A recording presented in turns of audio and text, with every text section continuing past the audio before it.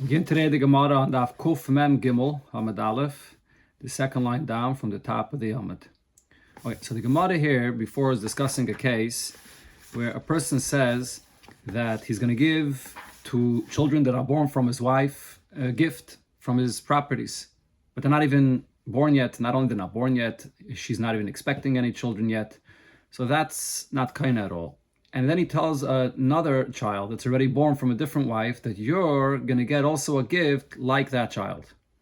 So the question the Gemara was discussing before is, does the child born get that gift or not? And the Gemara explained one opinion here that says that no, even the child born, although he's here, does not get anything. What's the reason? So the Gemara explained because it's compared to someone that says, Kini kechamer, that you should acquire like this donkey could acquire. If the donkey can't acquire, then you can't as well. If you're comparing this person to the donkey, he doesn't get anything. So here as well, if you're saying that this child should get, just like an unborn child, or even a child that the mother is not even pregnant at all, should get, so then you're comparing to that, you don't get anything. Okay, so now here, the Gemara brings the source of this case, and the machlekes that there is amongst Amirayim about this. The Itmar, we learned the following machlekes. Kini kechamer, if you tell someone that you should acquire, like the donkey could acquire, loikana. Then in such a case, everybody would agree you definitely don't acquire because you're comparing to a donkey. And there's no kinyan in such a case. Now, here's a machlekes. If you tell someone at vichamer, you should acquire and the donkey should acquire my money or my properties that I'm giving to you as a gift. So how do I interpret what he's saying here? Rav Nachman says, Kona mechza, he'll acquire half. The half that he says that the donkey will acquire, obviously, does not take effect. But the other half, he doesn't lose. The person doesn't lose the other half that he should be getting, even though the donkey cannot get. So he gets half. Rav Amnuna says, Loyama klum. This person has said nothing. If you say that this person should get from you a gift together with a donkey, you're putting them both together. So then that means that this person doesn't want to give you anything. Just like he doesn't want to give anything to the donkey, he doesn't want to give you anything, so you get nothing. But Rav Shesha says, Kona akel. Actually, in such a case, the person will acquire everything because the giver knows that the donkey is not getting anything. So when he says you acquire together with the donkey, what is he saying? What he's saying is that you're going to get everything because obviously the donkey is not getting anything, so he's giving it all to this person. That's the three-way machlokes here regarding this case of at v'chamer. Amar Rav Sheishes, Mina Minallah. What's my source to say this? That when a person says at v'chamer, so then he gets everything. The Tanya we learned in a brayse, and this is a brayse regarding truma. The Rav Yosi says, Ein lecha mar bekishus el pnimi shabai. When you have a kishus, which is a gourd or maybe a cucumber, so inside there's a part of it that's bitter. And therefore, in such a case, what we're talking about over here is giving truma. Usually, the truma, the average amount that you give truma is a 50th from the produce. Now, the halacha by truma is you can't give menara ala yofe. You can't give from bad quality for good quality. So over here in this case, because there is bad quality within this gourd that you're using for the truma, there's bitter inside. So therefore, what do we do? Lefichach keshehu tayrem, when you're giving truma from this kind of vegetable, Ma'isiv ala chitzon shabai, you have to add more to what you see in the exterior of the vegetable v'tayrim, and that's how you give the truma. Because it's possible that this gourd that you're holding in your hands and separating as the truma for the rest has in it more bitterness in the inside of it than the other produce that you have that are not as bitter. It doesn't have that much bitterness in it. So it comes out that you're separating this gourd that inside is more bitter, therefore it's ra, it's not good quality, for others that are not as bitter, that are better quality. So therefore you have to take extra from the kishus, that there should be more that you can see the external, that it's outside, which is good and sweet and geschmack, to separate the truma for the other produce. That's the halacha that Rabbi Yosi says here in this brayse. Okay, so now the Gemara says, now how does this work? Amai, how could you add more and this truma will take effect? At v'chamoiru. This could be compared to the case that we're talking about when you're giving a gift to somebody and you're saying you're giving it to him together with a donkey. Why is it compared? Because over here as well, you're separating truma from this kishus, from this gourd. Part of it is not fit to be truma because it's ra, it's bitter. Then there's another part, the exterior of it, that could be truma. So even though the part that you're separating for the truma, which is bitter, will not take effect, but yet the exterior, which is sweet, which is good, that could take effect, that part will take effect. So just like by truma, we see that the person is using something that has good and bad, but nevertheless, the part that's bad does not take effect, but the part that's good takes effect fully. So too we should say over here, if you're giving a gift to someone and part of the gift, which is to the donkey, cannot take effect, but the other part of the statement, which is giving a gift to this person, could take effect. This is Rav Shesh's raya to his opinion. So the Gemara answers and says there's no proof from there. Shani Hassam, in that case it's different. The Midairaisa Trume Ma'al Yisihi. Because this halacha, that you can't give Trume from bad quality on good quality, Minat Torah actually, it does take effect. It is Trume. The Omar Rabbi Law said, from where do I know when one separates Trume from bad quality and good quality, that the Trume actually takes effect. And because the pasuk says, "Shenemar v'leisisu olav chet b'harimchem eschel bay mimeno," that you shouldn't have an aveda when you're taking for the good for yourself and you're separating bad for good. That's what the pasuk says. Now, v'meine kadosh, if when you separated truma in this way, what you did not at all take effect, and you have to do it over again, so nesias chet lama. So what's the aveda here? What you did was ineffective anyways. So from here we learn mikan l'teire minara layafe shetruma truma, that minatayre, even though you're not supposed to take truma from bad quality and good quality, but it takes effect. So therefore here in this case, you can't say it's considered to be similar to at v'chamoyer, where by a chamoyer, the matana doesn't take effect at all. Here by the truma, it takes effect. Amalei Rav Mordechai l'Rav Ashi. Rav Mordechai said to Rav Ashi about this halacha, that Masiv Rav Ivya. Rav Ivya asked from the following braysa.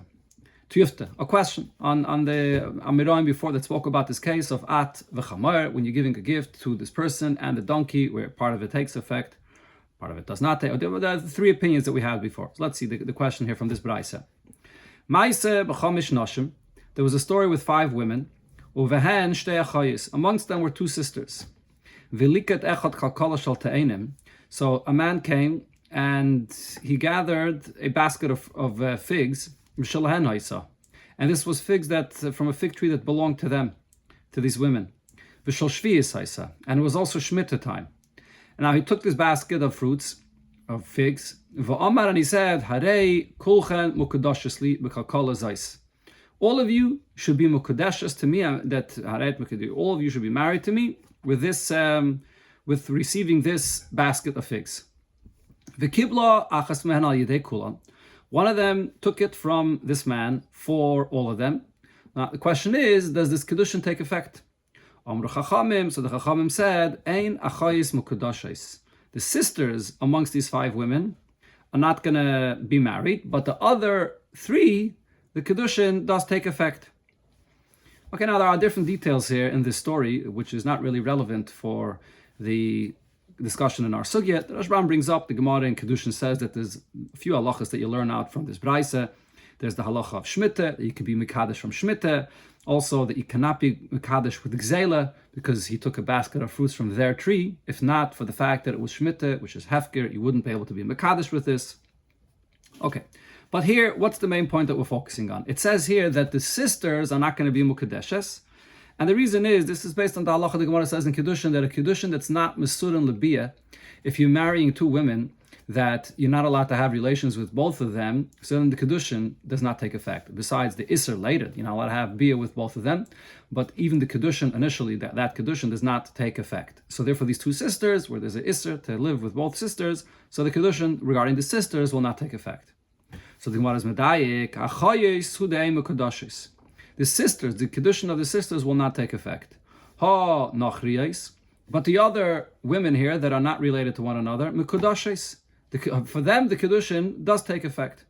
But the question of this is, V'amai, why does Kedushin take effect? At v'chamayri. Shouldn't this be considered similar to the case that we said before, at v'chamayr, when you're giving a gift and the donkey does not receive the gift, but the person that does receive the gift, it becomes his. Over here as well, what are we saying? That you're being Mekadesh 5 women with 2 out of the 5, the Kedushin cannot take effect. So even though you said it all together, but nevertheless, For the two, the Kiddushin does not take effect, and for the others, the Kiddushin does take effect.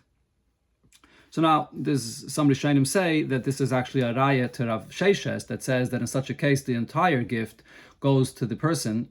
The donkey is not getting anything, and the entire gift goes to the person that he said should be kaina. And here as well, regarding this basket of figs, besides the Kiddushin, the entire basket of figs, not only 3/5 of it, but the entire basket of figs goes to the other three sisters, besides the other three women, that is, besides the three sisters. So from this I see that when two cannot be kaina, because the Kiddushin doesn't apply to them, but for the others there is Kiddushin, they will get the entire basket of figs. Therefore this is a proof to what Rav Shesha said.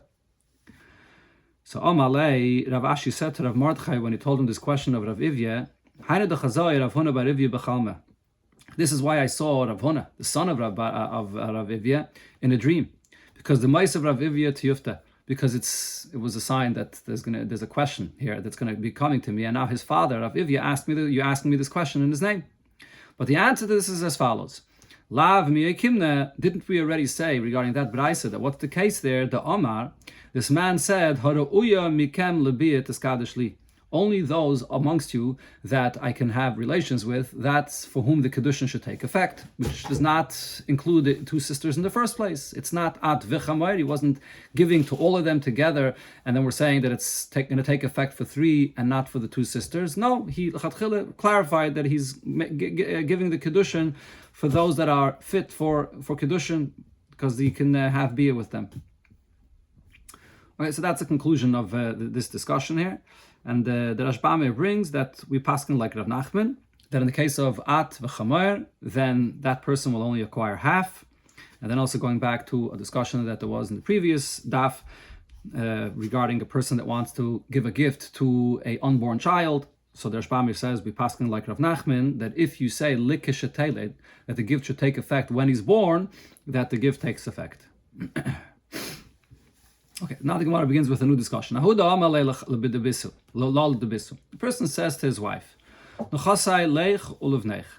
my property should go to you and to my children. So what did he mean by this? Rav Yosef says, Kansa mechza, she acquires half. When he says to her, to the children, so he's splitting it, half for the children and half for her. That's what he meant to say. And Rav Yosef says, sorry, that's what I just read. Vam Rav Yosef. Okay, now the chiddush here of Rav Yosef is that we're not going to say that he's giving the wife 1% amongst the children. Let's say there's 5 children, and then there's his wife. So she's going to get a share together with the 5 children, but not half. No. So Rav Yosef says no. She gets actually half, and the children get half. Vam Rav Yosef. So Rav Yosef says, Mina min Allah. What's my source for this? The Tanya we learned in the Braisa, Rebbe said regarding the lechem hapanim in the Beis Hamikdash, that the pasuk says v'hoisa la'aron ulevanov, that the lechem hapanim is for Aaron and for his children. And what we learn from this is mechza la'aron and mechza levanov. Half goes for Aaron, the Kohen Gadol, and the other half goes for the children. So the Rashbam here brings that in the Gemara Yuma there's more details about it. And really, when it says mechza, it doesn't mean, well, we know the lechem hapanim was 12, 6 and 6 breads, but really it was 5 and 5 for the Kohanim and 5 for the Kohen Gadol. What happened to the other two? Gemara and Yuma discusses this, but still the point is that we see here in this pasuk that when it says Aaron uvanov, we're not saying that Aaron, the Kohen Gadol, gets 1% like the other children that are getting, but actually it's divided half for Aaron and half for the children.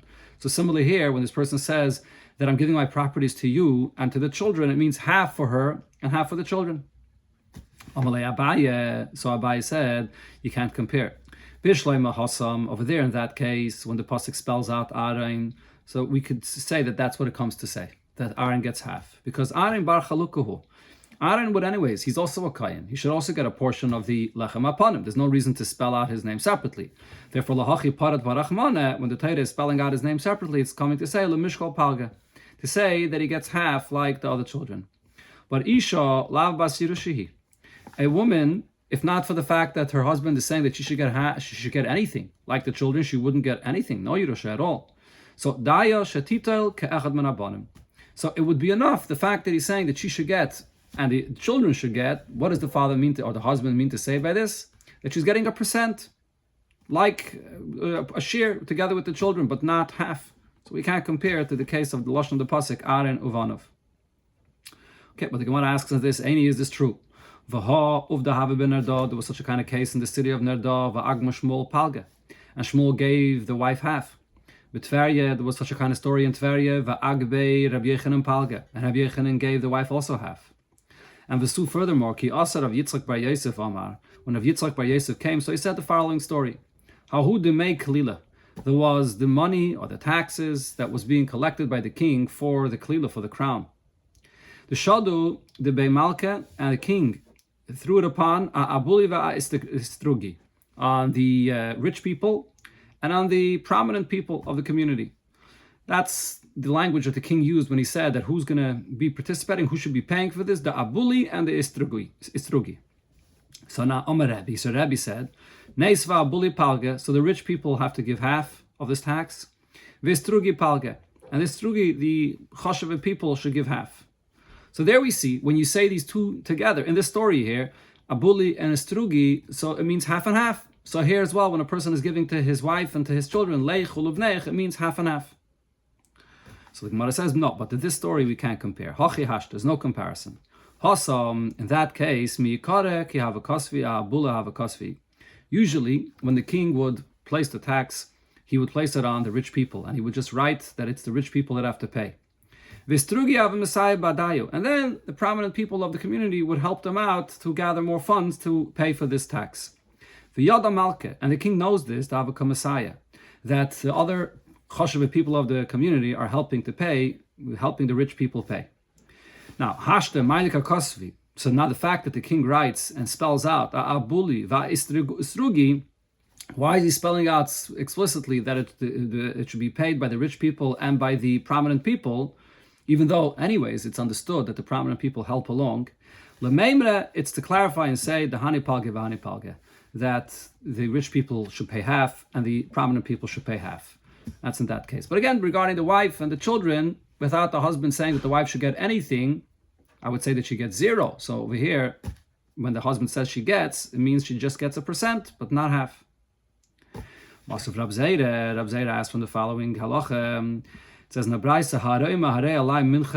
person that says, I accept upon myself to bring a carbon mincha to Beis HaMikdash, and what's the amount? 100 isarin, 100 isarin of the flour. And lahavi b'shnei kelim, he says he's going to bring it in 2 vessels.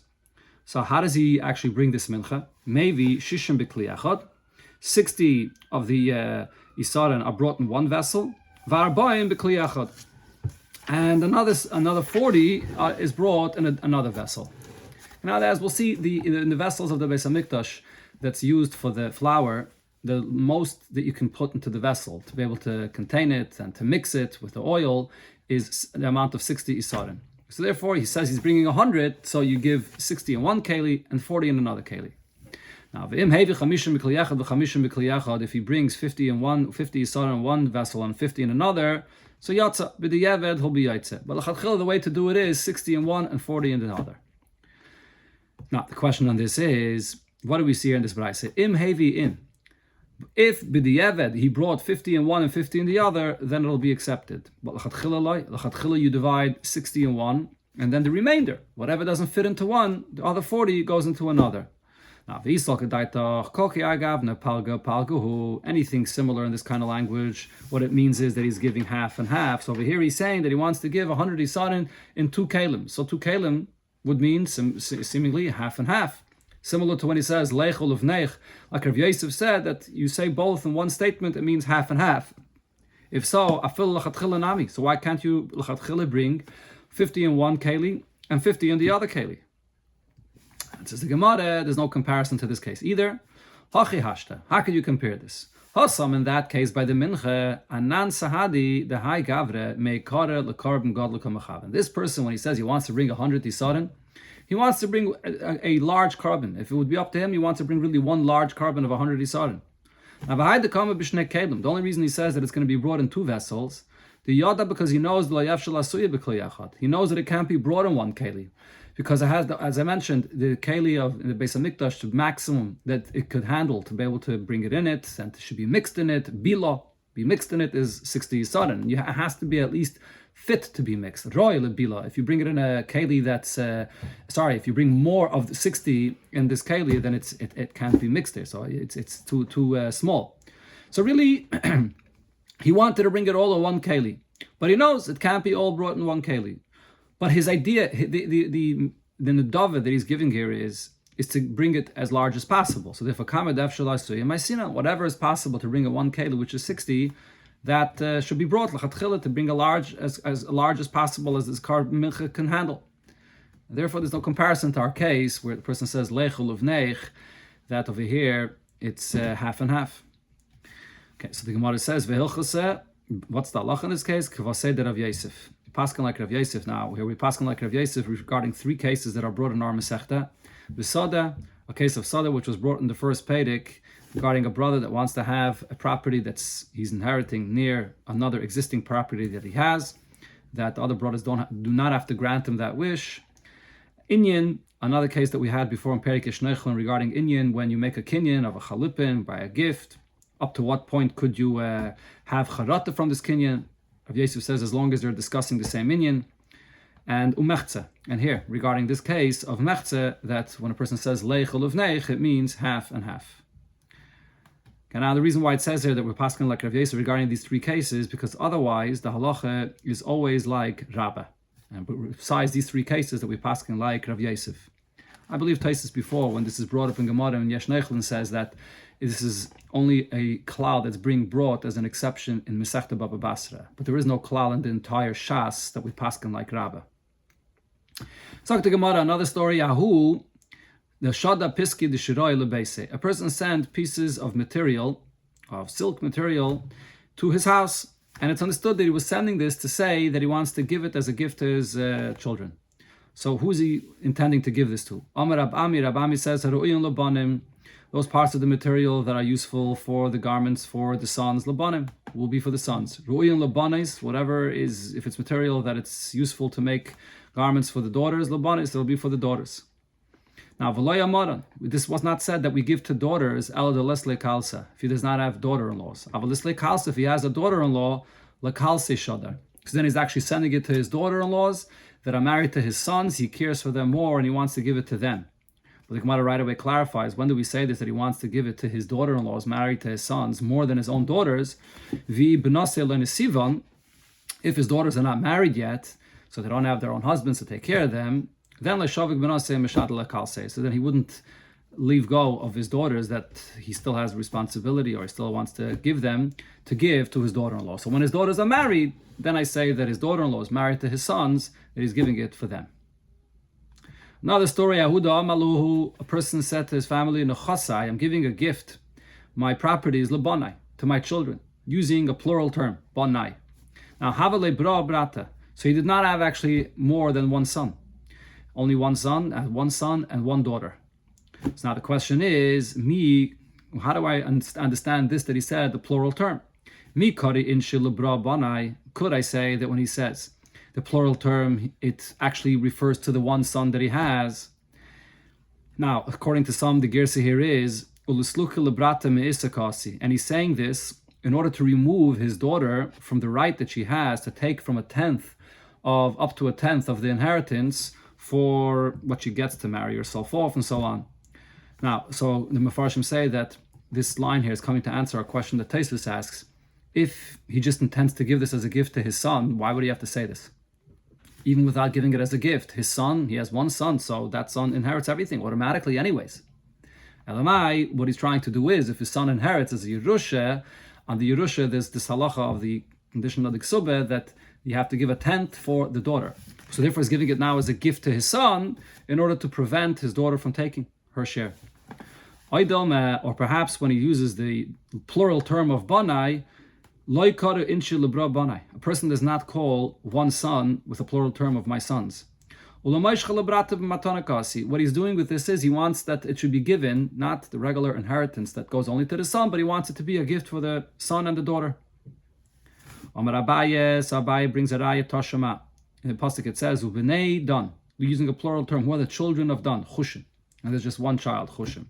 So I see here that the term Bnei, plural, could be used only regarding one son. So the same thing is here. When he says Banai, he means that one son. Amalei Rave, so Rave says there's no raya from here because Dilmika the Tana de Bechizkiya, maybe there when it says chushim, it means like Chizkiya said, Shahayim merubim kechushim shalkana, that there were many children actually, and there were so many like a bundle of reeds. Chushim refers to a bundle of reeds together. That's why it says ubnei, plural term. So therefore, Gemara brings another source. Ela marava uvenei falu, the son of falu.